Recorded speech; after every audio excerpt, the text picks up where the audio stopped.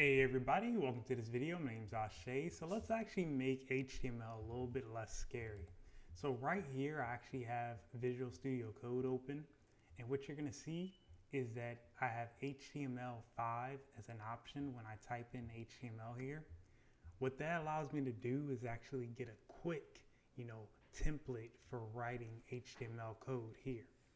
So the cool thing about this is what I can do next is actually type an H1 tag right here. And this is basically a header, one of the largest headers. So this is basically the largest header you can create inside of HTML, just right out of the box. And what you're going to see here is me typing in something like hello plan to code. And then what I want to do is actually see what this looks like inside of my browser.